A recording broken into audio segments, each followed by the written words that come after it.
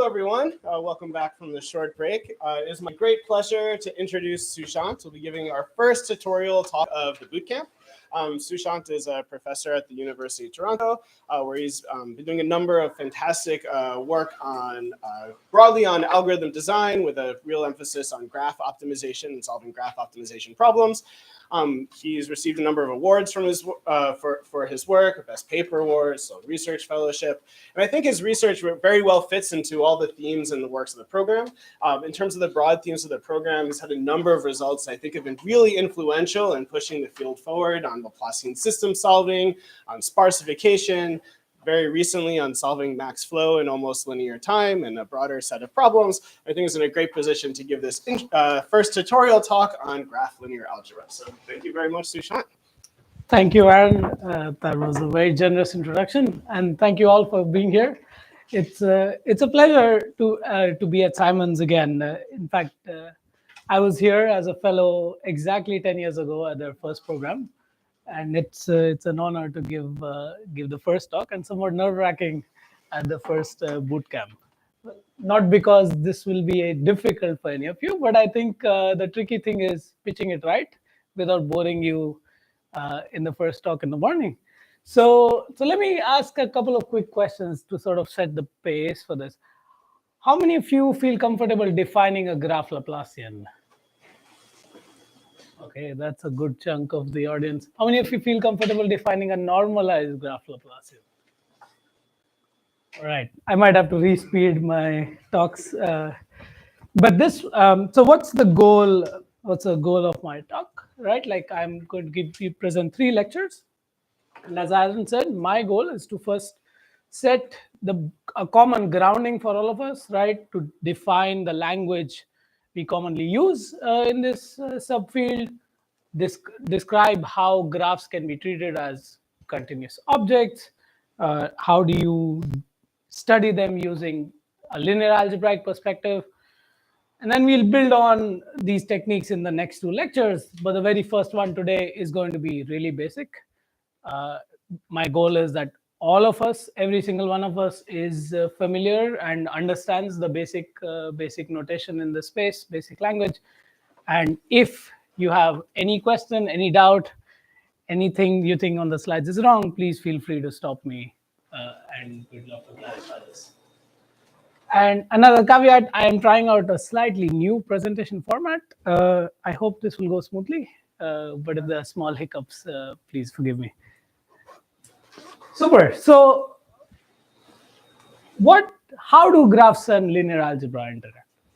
Right. So let me quickly start by actually showing you 3 common processes that can be defined on graphs that are fundamentally linear algebraic processes. Here's one that you all know of. What is a random walk on the graph, right? I start with a single vertex, and then at every step, this vertex hops over to a random neighbor. Right? And you can ask the question, what is my probability distribution after t steps of a random walk? Here's a second question, seemingly unrelated to graphs. I set up an electrical network, a resistive electrical network. So every edge is a resistor, and I want to send in current at a vertex called the source, at a second vertex called the sink. How does the current distribute itself throughout the network? Right. Here's a third process some of you might be less familiar with, but it's a process arising from physics. You take a continuous, let's take a continuous torus, and we'll discretize it to sort of simulate it computationally. And I give you an initial heat distribution where your 2 vertices here, the ones in white when the animation begins, are really hot and everything else is cold. How does this heat distribute itself throughout the medium? Right? It turns out once you discretize the space, this is again exactly a linear algebraic process on this discretized graph.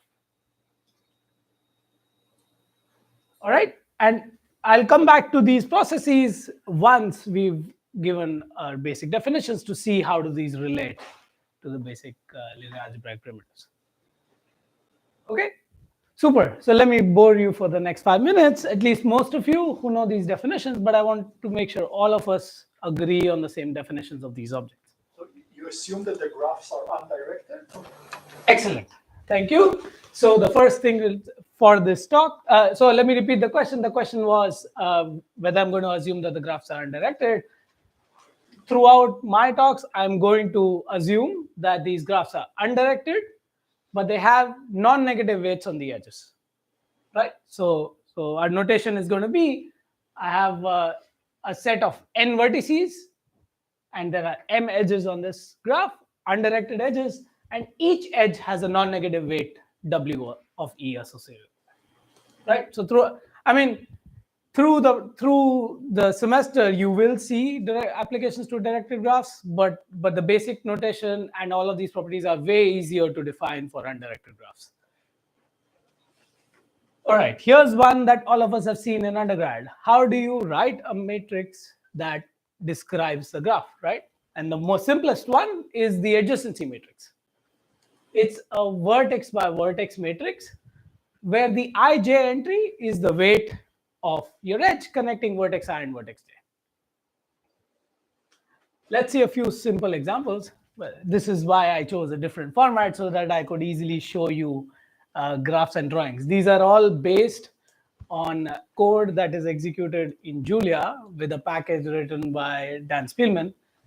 So here's the code you can write that I want to construct a path graph of length 10, and it gives me the adjacency matrix. It's a 10 by 10 matrix where, say, the 1, 2, the 2, 3, and all the way I plus 1 entry is 1, indicating the I to I plus 1 edge here.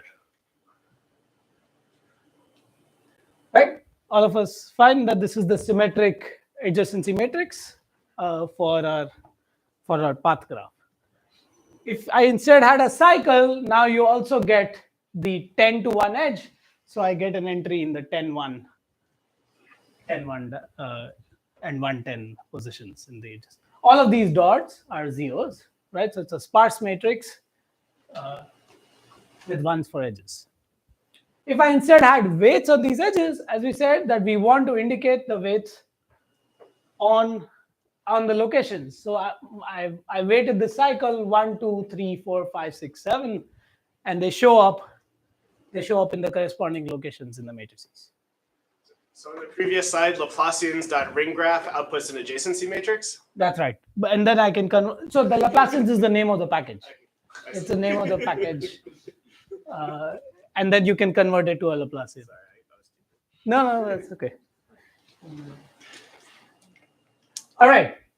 Here is a slightly more interesting example, a complete graph, right? So we will treat the complete graph as, so I have 10 vertices. Every I is connected to every other vertex without a self loop. So you get the all ones matrix without the diagonal. Super, easy so far? Excellent. Here's another very simple definition associated with graphs. I'm going to mostly use weighted degrees, right? Combinatorial degree will, for most reasons, be irrelevant for studying properties, linear algebraic properties of graphs. They'll be interesting for time complexities, but I will distinguish them if we use them. So for now, think of just weighted degrees, which is the sum of all the weights of the edges incident on your vertex, right? And I can stack them into a diagonal matrix, which we will call the degree matrix. So it's a V by V diagonal matrix where the ith diagonal entry is the weighted degree of the vertex I. Super good. So two matrices, adjacency and degree so far. It turns out these are, while simple and natural, they are not the most interesting to study with respect to linear algebraic properties of graph. The first one we will study will be the next one. I have a couple of examples here, very easy. So here's degrees for the ring graph. There are two constant on the diagonal. For the weighted one, again, you sum up the weights. So for this vertex, I have 1 plus 2 as 3. That shows up on vertex 2 here. Super. Awesome. So good. So let's get to our first interesting matrix. That's called the Laplacian matrix. I will define it differently. Rather than telling you what are the entries of a matrix, I'm going to define it by its quadratic form. Okay, what is the quadratic form? So give me a vector x that assigns values to your real values to your vertices, right? So it's a vector in R to the V. The quadratic form of this vector with the matrix L is x transpose Lx. That's called the quadratic form. So my Laplacian is going to be the unique symmetric real matrix that achieves the following quadratic form. Right? Let's take our time to parse this.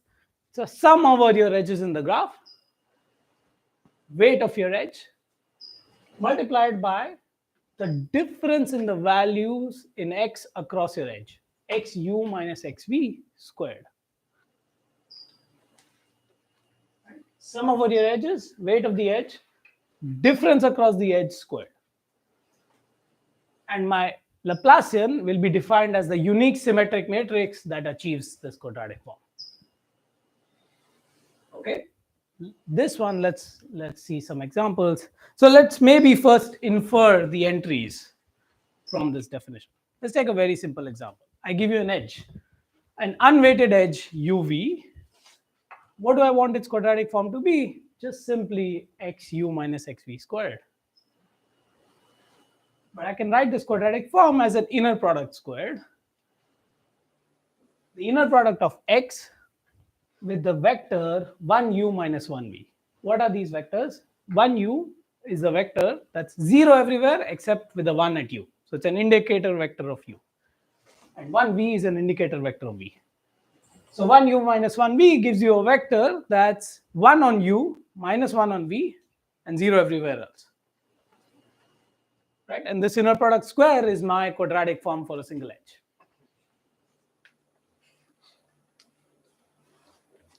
Right? Everyone with me? So now I can write this.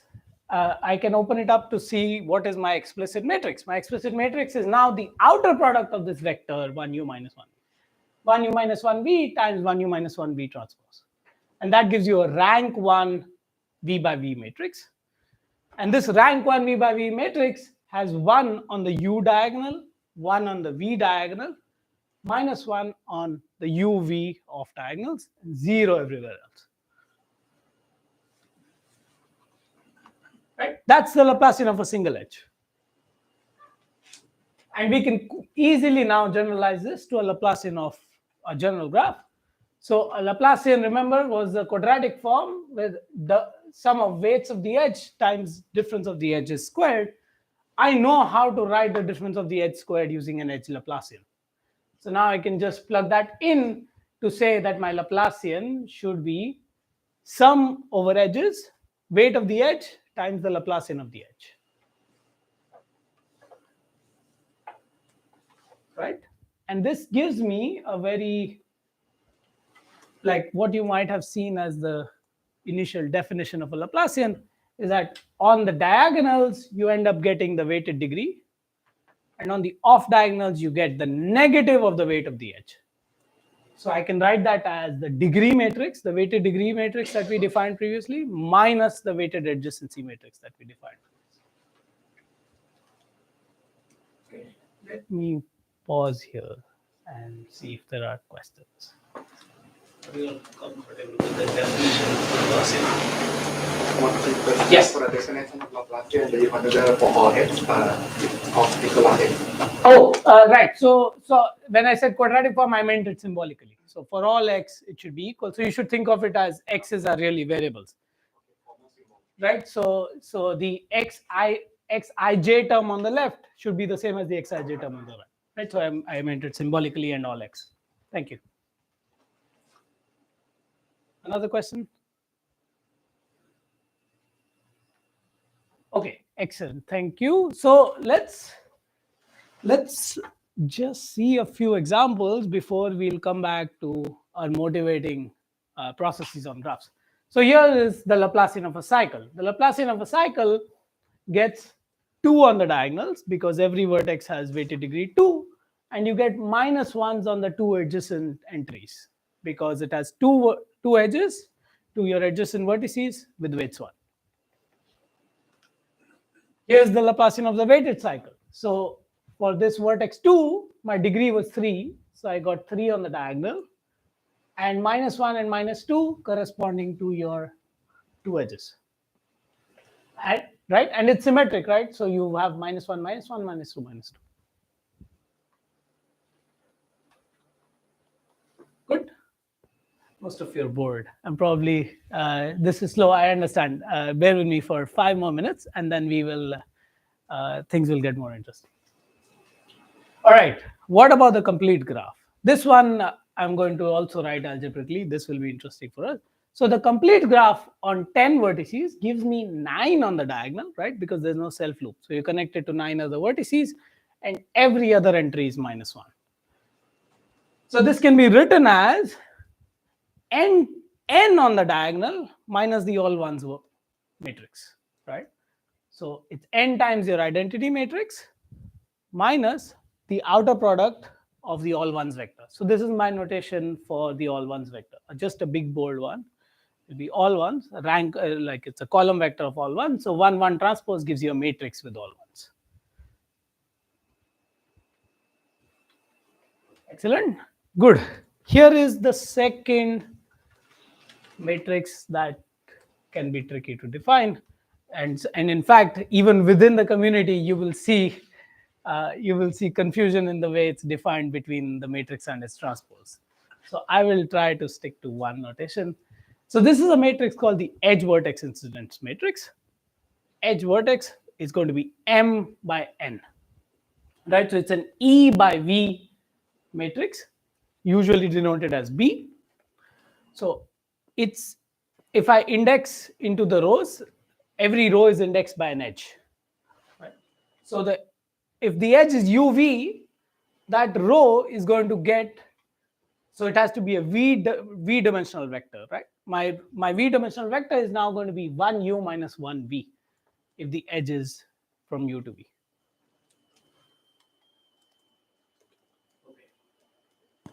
I should have expected a question here. It's directed or undirected? Good, thank you, Bob. So the graph is undirected, but I'm going to pick an arbitrary orientation, right? So you can pick any one direction U before V. One of them as the head, the other as the tail. So here it does make a difference. Like you'll get either the row or it's negative, but in the rest of the definitions it will not matter. But you have to pick one consistent signing, arbitrary. Of every edge. Of every edge, right? So for every edge, pick one sign, right? Between the two endpoints, pick one of them as the head, the other one as the tail, and put a 1 on the head and -1 on the tail, and that will give you your B matrix. So so B is unique only after you specify the sign, right? But for all the properties we'll talk of, the signing will not matter, right? So pick any one consistent sign. There's another question. Do we need to define order on all the vertices? Good. No, you do. Thank you. So it's a very good question of how do you actually think of these matrices. So when I drew these matrices, for example, here, right? The natural way to read a matrix is, oh, this is entry 1, 1, 1, 1, 2, and so on. So that means I need to number the vertices. In order to sort of get rid of this another mapping from vertices to number, it's useful to think of these matrices actually being indexed by vertices, right? I give you this vertex, and that will index into an entry here, right? So think of the rows and the columns being indexed by vertices rather than being numbers. It is the same thing, but it sort of implicitly assumes this mapping. You don't have to make explicit about what is the numbering of the vertices. Does that make sense? Go ahead, another question. Also, what I mean is when we define the signs, Yes. do we need to define like total ordering over the vertices to define consistent signs, or Good, thank you. So the question was, do these signs need to be consistent with the total ordering on the vertices? Not at all. In fact, it's impossible to be consistent, right? If I just have a triangle, then they cannot all like, oh, okay, sorry. So you can pick an order and order them left to right and get a signing, but it's not necessary. Another question?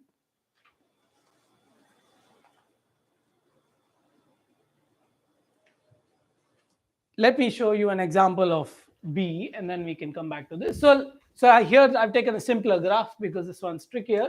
So it's a clique on 4 vertices, right? So how many edges do I have? I have 6 edges. I'm going to get 6 rows. 1, 2, 3, 4, 5, 6. Each row corresponds to 1 edge with a single 1 and -1 indicating the 2 endpoints. Right? So it's a 6 by 4 matrix in the case of the 4 clique.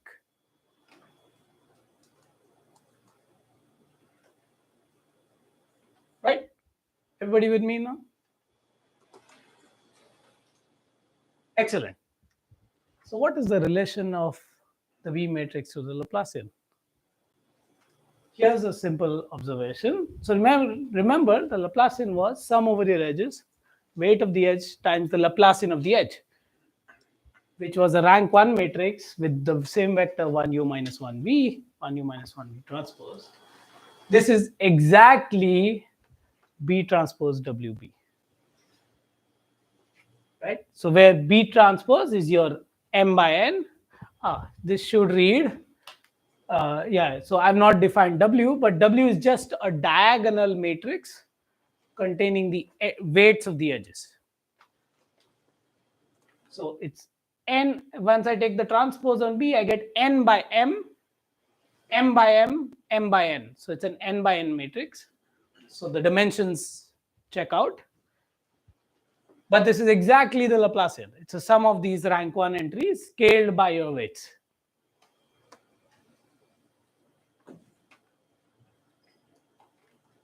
Question? Is this proof immediate to all of us, or shall we spend a few more minutes on? Shall I explain this proof? Right, this is like it's really looking at the columns of B and just rewriting it. Sorry, the rows of B and rewriting that B transpose B can be written as these outer products. It's like if I were to write a proof, I would not do anything more than bookkeeping, just bookkeeping the entries. But it's exactly an expression for the product of a matrix with its transpose. Right? Okay, thank you. So good. So let's go back to our motivating examples that we started with. How are these processes connected to the matrices we just defined? So the random walk can in fact be connected really easily as the following. So as you take steps of the random walk, the probability evolves, right?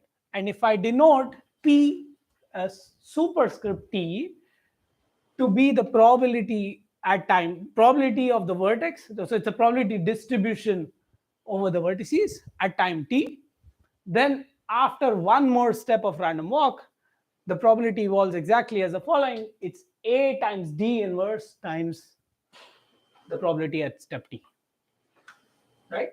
And here's how I like to think of this. And Sorry, what was A and T? I always forget these. Good, sorry. So A is your weighted adjacency matrix, right? D is the diagonal weighted degree matrix, right? And how do I remember this? Like when I started out, I would always be confused. Where should the D go? But here's how we should think of it. Think of the input-output process that this sequence of matrices works with. Okay. So I index into a vertex here that gives me the probability at vertex V. I divide it by the degree of the vertex V, right? By the sum weighted degree, and then that gets distributed by your edges onto your neighboring vertices, and that's collected to give you the next probability distribution.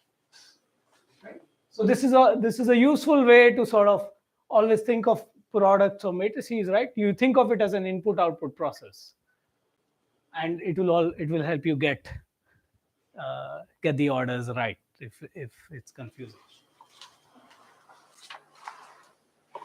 Right? Super. What about heat diffusion? This is another example we saw. It turns out Heat diffusion can be explicitly characterized by what's called the heat diffusion equation, which on a discretized graph looks like this. The rate of change of your temperature vector with respect to the time is given with the negative of the Laplacian of the graph multiplied by the temperature at time t. Simple equation that can actually explicitly be solved to give exponential of the matrix Laplacian minus t. So this gives you, so this is the matrix exponential.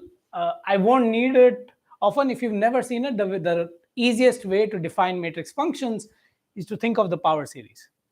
So I write down the power series for the matrix TL, right? Take the same power series for e to the minus x, plug in t times the matrix. That infinite matrix, it converges, it's easy to prove.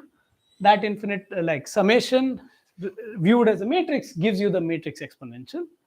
Multiply that matrix exponential with your initial distribution, that gives you the distribution at time t. There's another interesting view of this that I will not be able to prove, but it's actually a very nice exercise to see if you're comfortable with it. It turns out this process is exactly an infinitesimal random walk. Right? At every time step t, you'd look at the current distribution, you look at the distribution after one step of random walk, but take a convex combination with an infinitesimal amount of the step after one step, right? That's at t plus dt, and you write that out. That gives you exactly this equation, right? So this matrix exponential in some sense captures a continuous time random walk over the graph.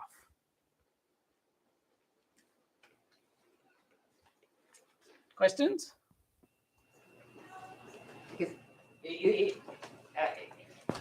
Is that consistent with the physics that too? It seems like that there's sort of you can think of that random walk as being the distribution of kinetic energy.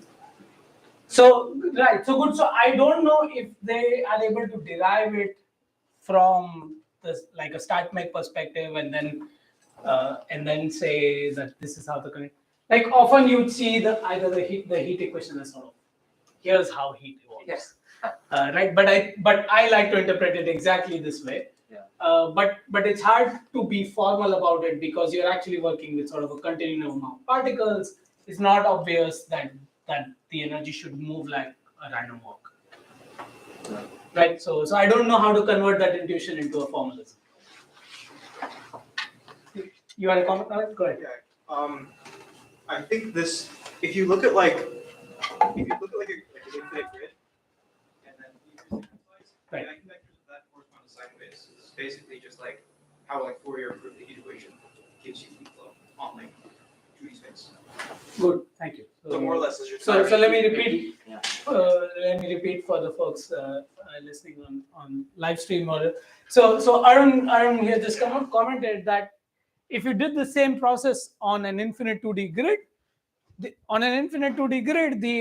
eigenvectors are basically your sines and cosines, right, in both directions, and this is exactly how the heat equation was first proved by Poisson. Right, but this is a process that's more general. You can define it on any graph, on any weighted undirected graph.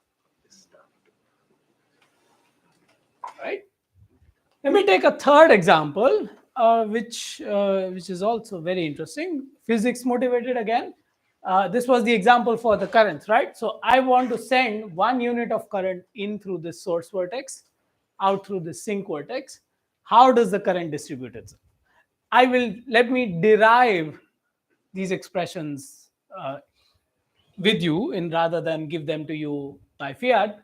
So here's how it works. So let me define a vector of demands on the vertex. The demand is the net flow on that vertex. So here the demand vector is +1 because one current flows in, -1 here because one current flows out, 0 everywhere else, because everywhere else I want the net current to be conserved. Right? So that's my demand vector. I want to find out what is the corresponding current vector. So we will derive this from the minimum energy principle in physics. So the minimum energy principle says that the current will distribute itself so that, subject to the constraints, the total energy of the current is the minimum possible. And what is the energy of my current? On edge I, or rather edge E, the current is the the energy of the current is the current square divided by the resistance. Sorry, the current square multiplied by the resistance, I squared R, right? That's from high school physics. Okay, so I'm going to write that in terms of as a formula. So it's minimum. I want to find a current that minimizes my energy, which is half I transpose Ri. This is sum over edges, resistance of the edge, current squared. Right? R is just a diagonal matrix with the resistance of the edge E on the eth diagonal. So it's a simple quadratic form, but I'm writing it in terms of matrices because it will be easy for us to reason. So minimize this quadratic form subject to our constraint that the net current on each vertex is given by the demands. That's easy to actually capture using our B matrix. Okay, I should have included a proof of this, but maybe we can quickly see this on the board. Sorry. So I claim that if I have, so at a vertex V, what is the net current? The net current is going to be the sum of the current over the edges that come in, that are directed into V. So okay, let me explain what do I mean by these directions. So remember, for the edges, even though the graph is undirected, we chose an arbitrary consistent orientation. We use the same orientation to orient our currents, right? Physically, a current has a direction, right? So if I had chosen to orient my edge, this edge from vertex 1 to vertex 2, then a positive entry in the current vector will be interpreted as current flowing from vertex 1 to vertex 2, and a negative entry will be interpreted as current flowing in the reverse direction. Right? So with that, what is my net current into this vertex? It's, let's say this edge was oriented outwards, this edge was oriented inwards. My net current is current coming in minus current going out. Right? So current coming in is edges directed U to V, i.e. minus sum over currents going out. This is my net current on the vertex V.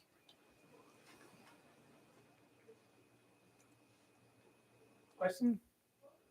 Yes, Vaka. You said that are you still arbitrarily directing the edges? That's right. So you mean the way you direct the edges doesn't affect the energy? That's right. Because there's a square. Right. Right? So the way I direct the energy, the edges will not affect the energy here because it is involved in a square. However, it affects your interpretation of a positive entry in this vector and interpretation of a negative entry in this vector. But if I flip my interpretation, I also flip the entry in this vertex, everything else remains the same. So physically, that's true, you say. Like in a physical system. In a physical system, yes, the energy is independent of which direction the current is flowing in. I never thought of that. Okay. Right? Yeah. I mean, these are resistive networks, right? So very simple elements. Current can flow in either direction, and the energy is proportional to the square of the current. Right. Okay. Right? So it's independent of which direction it's flowing in. Another question.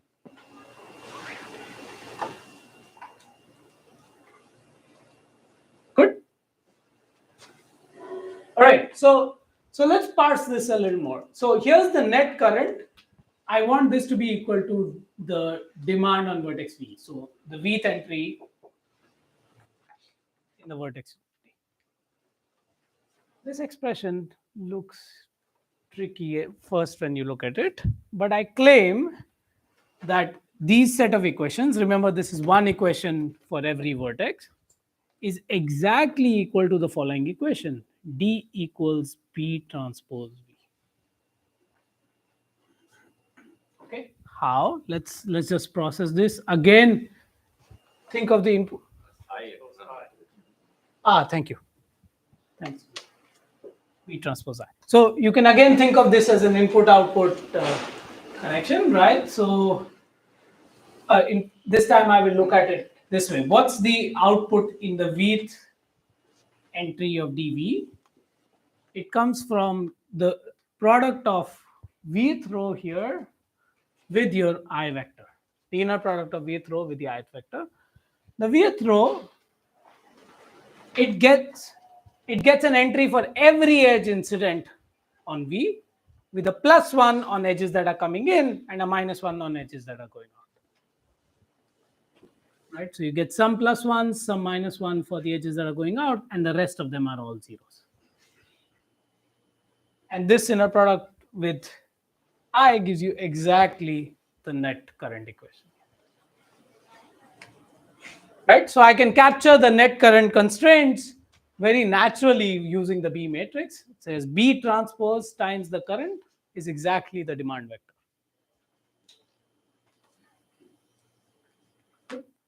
Everyone with me? More questions?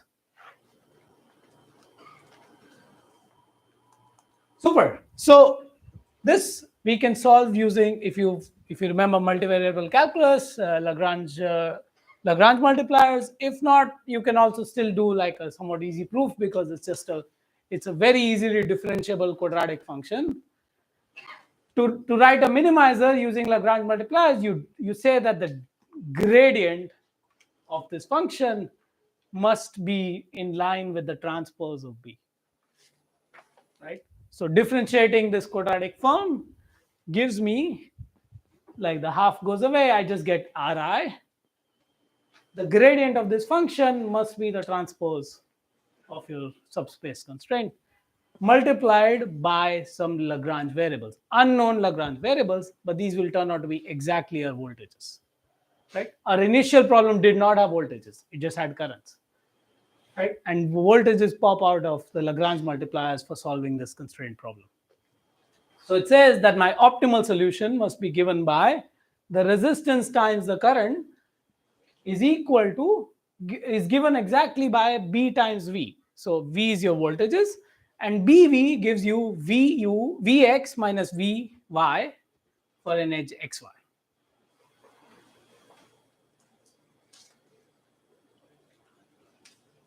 Questions?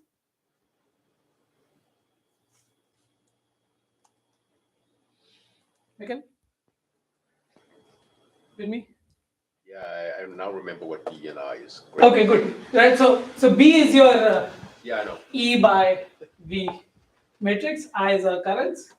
Right. So the resistance times the current is given by BV. BV gives you a vector with difference of voltages across the edge. It's a vector with dimension m, the number of edges.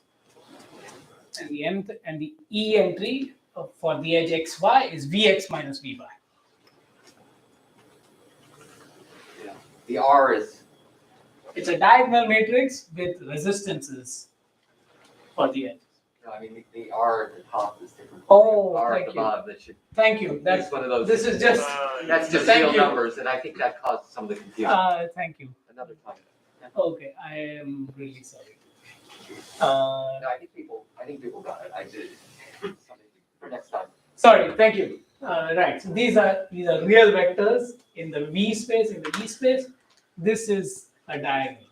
I'm sorry, I will fix that notation. Okay, but this is not a complete solution yet, right? Because I've introduced unknown voltages. To solve it completely, I'm going to use the constraint, right? So multiply by R inverse on both sides. and then multiply by B transpose. What do I get? I get B transpose I, which I know should be equal to the demands, is equal to B transpose R inverse BB. Right? This is my Laplacian. Right? We already observed this before, that B transpose WB is the Laplacian. So if I define a graph where my weights are inverses of resistances, then I will get a graph Laplacian. Why the inverses? So think of always the case where an edge is absent. If an edge is absent, we said the weight corresponds to a weight 0. But in an electrical circuit, an edge being absent is infinite resistance. Right? Zero current is flowing there. So R inverse is very natural here. Right? So you define a graph with the weights of the edges being 1 over the resistances, and you get your graph Laplacian. Right? But then I can explicitly solve my voltages as the Laplacian inverse times the D vector, and the current as R inverse B L inverse T.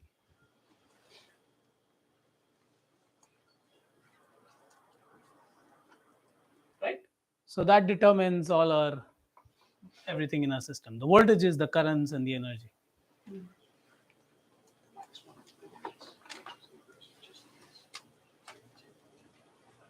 Right. So I've cheated a little here.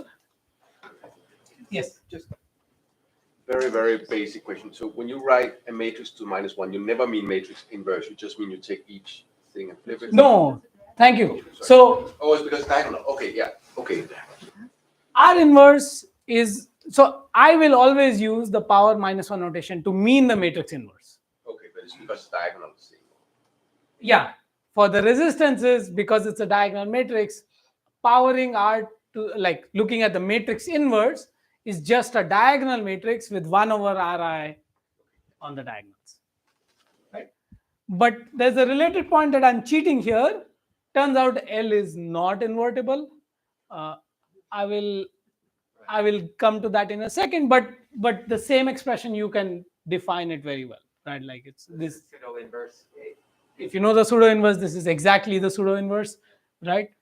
For those who are not sure, you can think of pseudo inverse as thinking on the kernel. I will add something to make it an invertible matrix. I will invert that matrix and I will remove the component in the kernel again, right? But you can ignore this if you're not comfortable with this. You can interpret this expression quite in a unique way by plugging in the pseudo inverse, right? So allow me this little cheating, and I will use the inverse for now. All right. So all of these processes are now connected to our basic graph matrices.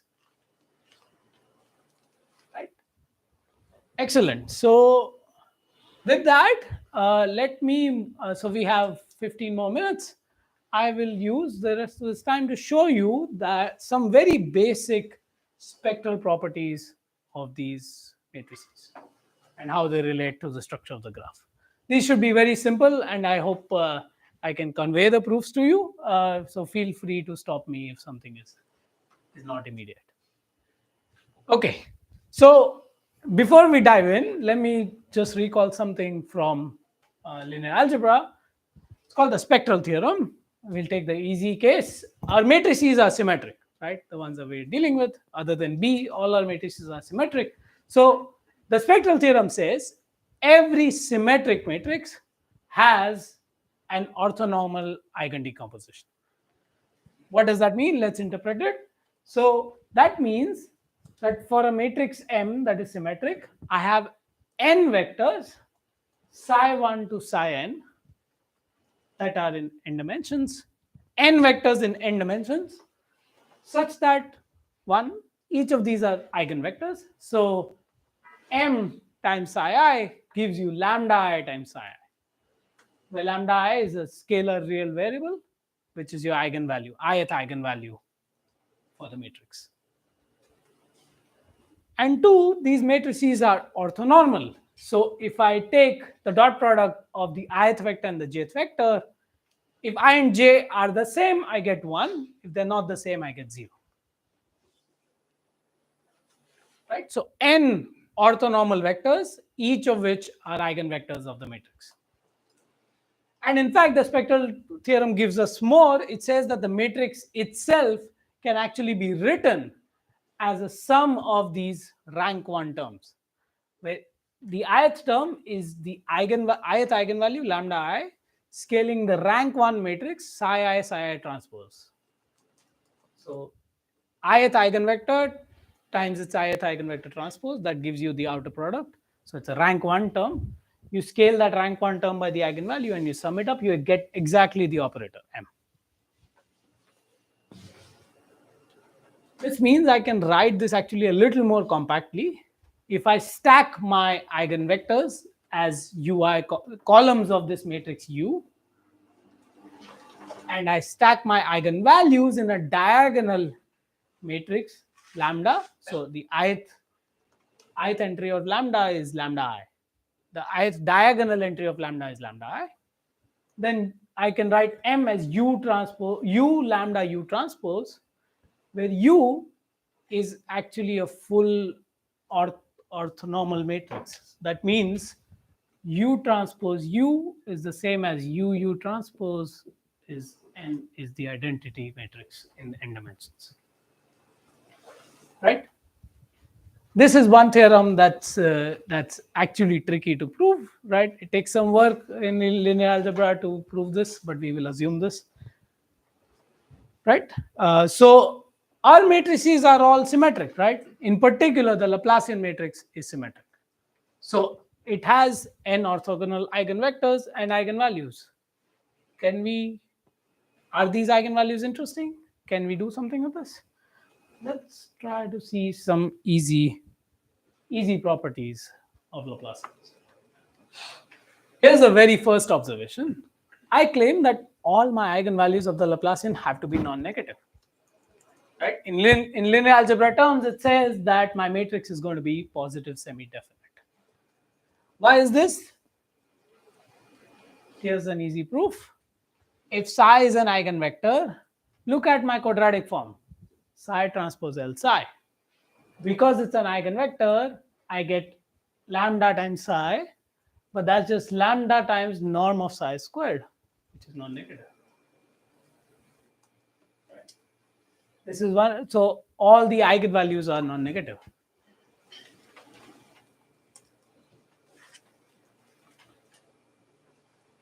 Right. I missed a step here. The other order. Good. So sorry. The quadratic form is non-negative by definition because it involved a sum of squares, right? So the quadratic form is non-negative, but the quadratic form is exactly lambda times the norm squared, and the norm is non-negative, so lambda is non-negative. Thanks. So I have the inequality in the reverse direction.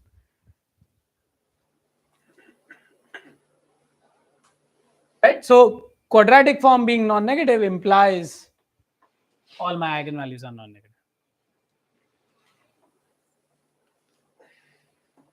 In linear algebra terms, this is denoted as that my matrix L is positive semi-definite. You'll see this curly greater than equal to. So L is curly greater than equal to 0. So L is PST. So this assumes that the weights are non-negative. But, is there any use for negative weights? So most of our applications will use weights as non-negative. Negative edge weights on a graph Laplacian turn out to be basically a general matrix, very difficult to deal with, and I haven't seen applications where they pop up naturally and we don't know what to do with it, right? So in all our algorithmic applications, the Laplacian will pop up with non-negative weights.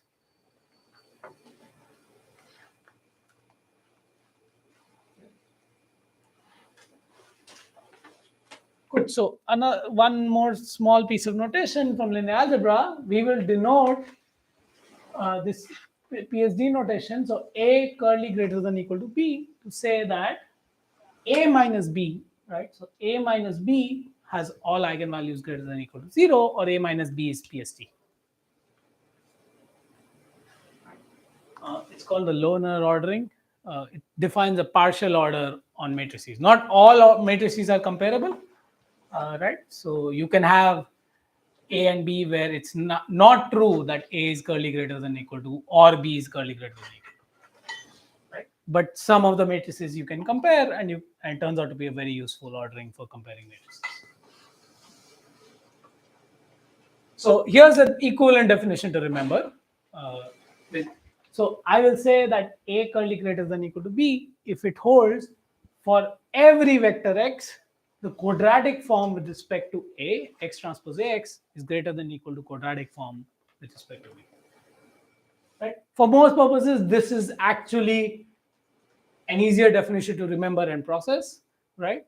But it turns out this gives you a more an easier calculus to sort of work with in more compact notation. Right? But this is sort of the way to remember. What does it mean? What does the PST ordering mean? Good. Everybody okay with the definition of PST?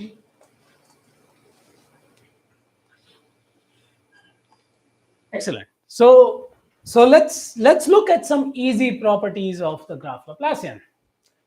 I claim that the graph, here's a very simple one. I claim that the graph Laplacian actually has a kernel. What does it mean to have a kernel? It means that a matrix L, that the graph Laplacian L times the all ones vector is going to be 0. Any vector, when you multiply it with an operator, gives you 0. That's called that subspace is called the kernel. So my graph Laplacian has a kernel, and it contains the all ones vector. The proof is really simple. Now I will use the alternative definition. Laplacian times the all ones vector is d minus a times the all ones vector. But the all one multiplying with the all ones vector just takes row sums. The row sums of the degree matrix give you the weighted degree. The row sum of the weighted adjacency matrix again give you the degrees, weighted degrees. So the difference is 0, and I get the 0 vector. Right? So the all ones matrix is in the kernel of the Laplacian. In particular, this means that my smallest eigenvalue is 0. Right? In fact, all ones is an eigenvector with eigenvalue 0. Right? Because Laplacian times all ones gives you 0 times all ones. So I always have, a Laplacian always has all ones as an eigenvector with eigenvalue 0. Yes, question. Is the dimension of the kernel is 1? Excellent question. That's exactly my next slide. So the question was, is the dimension of kernel always 1? And that's the question we're going to ask next. Right? It's exactly up there. Is this my entire kernel? Can I have other vectors in the kernel? Right? Can there be more 0 eigenvalues? This turns out to be a very interesting question. Let's look at the following. Give me a vector in the kernel. Let's say it's x. Right? Let me look at its quadratic form. So the quadratic form must be 0 because Lx is 0. Right? But this means, by the definition of my quadratic form, sum over my edges. Okay, sorry, I should have put in a weight here. But let's consider an unweighted graph, right? Unit weighted graph for now. So either you have an edge with weight 1 or you have no edges. Sum over my edges, xu minus xv squared is 0. This is the sum of squares. So every term must be 0. Right? If every term is 0, I must have that the vector satisfies that whenever I have an edge, uv, with positive weight, right? In the general weighted case, you should look at edges with strictly positive weight. I must have that the values are same across the endpoints of the edge. Right? But from here now, it's very easy to infer that x must be constant on every connected component if I focus on edges with strictly positive weight. Right? Ignore the edges with 0 weight. If I focus on strictly positive weight edges, every connected component, my vector x must be constant. But now I can infer some more from this. So what, like this is a subspace of vectors. What is the dimension of the subspace?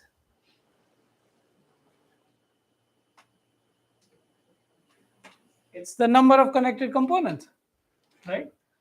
So in fact, you exactly get the property that the number of zero eigenvalues of your Laplacian is exactly equal to the dimension of the kernel, which is exactly the number of connected components of the graph. Right? It sort of falls out of just looking at the quadratic form or the Laplacian.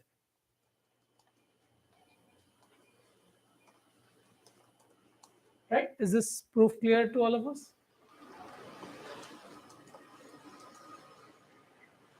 Super. So let's ask the flip side. So we've already addressed the smallest eigenvalues, right? We know that all eigenvalues are non-negative, and we have zero eigenvalues equal to the number of connected components.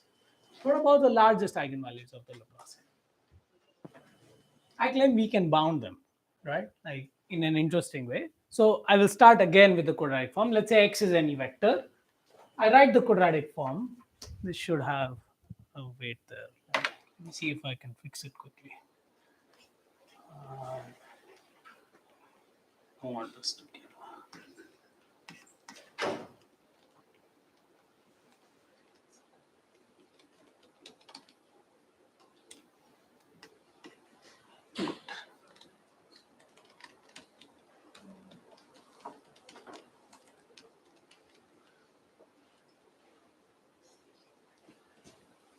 Nice. I sorry, I need to change it on the next one. It's like a Sequence of typos.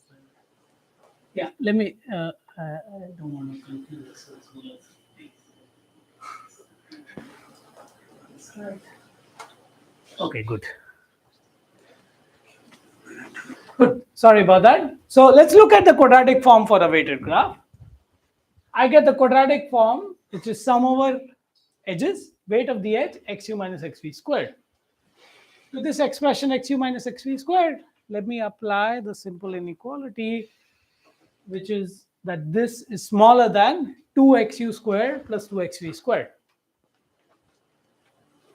Right? So I get a common factor 2, weight of sum over edges, weight of the edge, xu squared plus xv squared. But this I can now simplify. I can collect these by vertices. And for xu squared, I will get the sum of weights of the edges that are incident on the vertex u. And that gives me 2 times the quadratic form of x with the weighted degree matrix. That by itself is not a bound on the upper eigenvalue. But if I wanted to do that, I can just look at the largest entry in the diagonal and say that this is smaller than 2 times the maximum weighted degree in the graph times the norm of x squared. So this means that my largest eigenvalue is bounded by 2 times the maximum weighted degree in the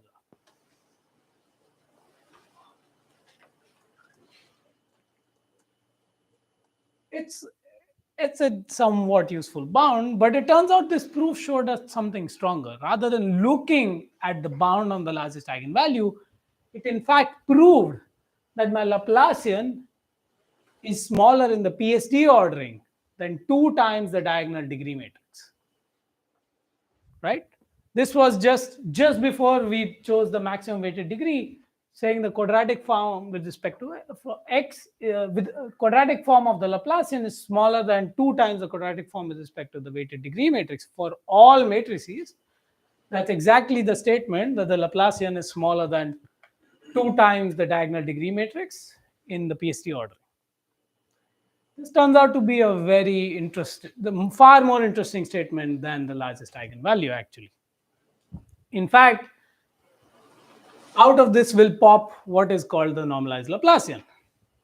So if I consider the matrix, so here's my definition of a normalized Laplacian. which is d minus half, diagonal degree minus half, the Laplacian, diagonal degree minus half. So I'm taking the Laplacian, multiplying with diagonal matrix on both sides, the same diagonal matrix, to make the diagonal all ones. Right? The diagonal entry of this normalized Laplacian is now all ones. Our proof actually, in fact, exactly showed that this matrix has an eigenvalue that's always upper bounded by 2.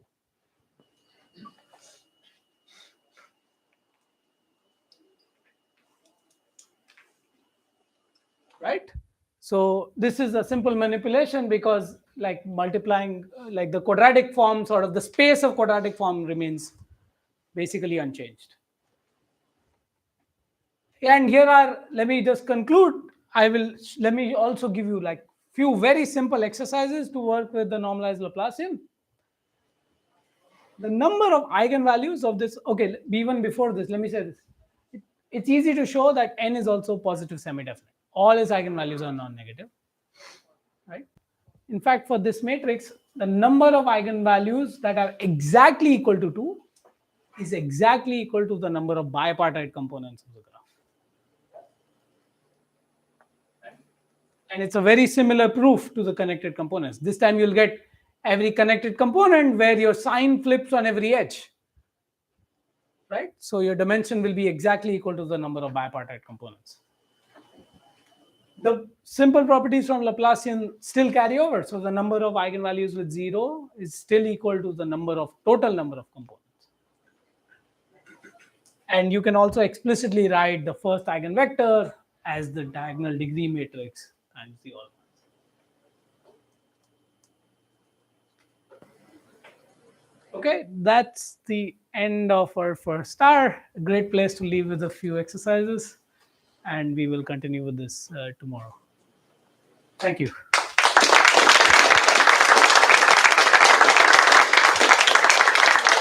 Thank you very much, Sushant. You can maybe do one quick question before the lunch break. Any question? It is right before the lunch break. All right, so then just quick schedule. So we have a lunch break now.